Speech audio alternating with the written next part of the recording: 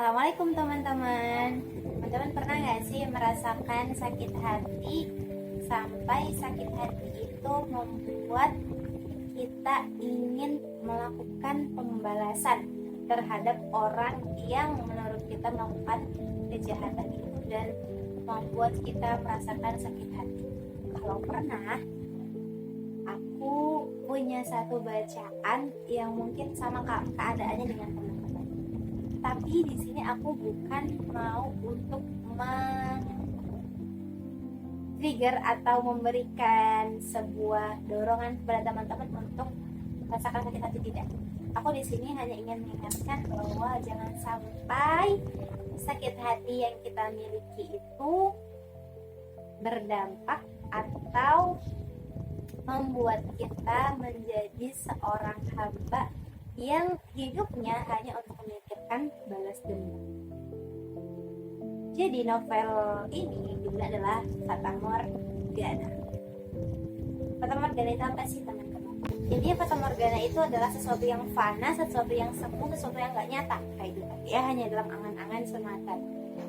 Jadi novel ini tuh menceritakan tentang dua orang sahabat yang dimana salah satu sahabatnya nanti ingin berkhianat dari persahabatannya karena dia merasa dia salah paham mengatakan bahwa orang tua dari si sahabatnya adalah yang micu atau yang menjadi penyebab ibunya menjadi sakit kayak gitu.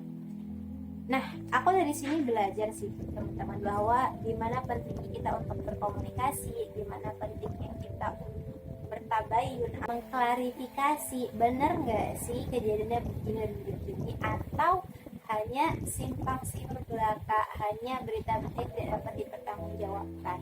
Karena kalau kita udah termakan sama sesuatu hal yang tidak benar gitu, kemudian kita menyebarkannya, bukankah berarti kita menyebarkan berita bohong? Dan yang orang yang menyebarkan berita bohong itu adalah dosa gitu kan. Jadi dari sini aku belajar, kita jangan cepat-cepat mengambil kesimpulan, jangan cepat-cepat sakit hati, jangan cepat-cepat buru-buru mau balas dendam sebelum kita mengetahui duduk persoalannya, sebelum kita mengetahui akar permasalahannya, sebelum kita mengetahui cerita sebenarnya. Karena teman-teman, kalau kita udah bertindak gegabah, itu setan yang ikut bermain gitu. Karena terburu-buru itu datangnya dari setan.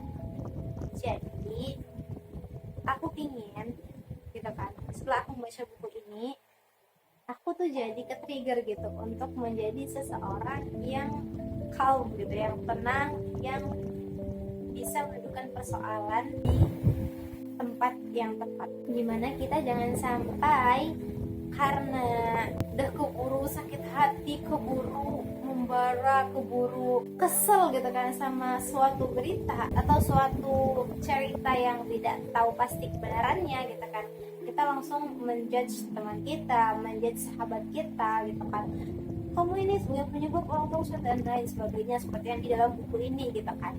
Jadi kita harus mungkin belajar untuk tetap tenang, jangan jadi orang yang gegabah lah gitu, jangan jadi orang yang terburu-buru gitu, karena terburu-buru itu kita menjadi setan.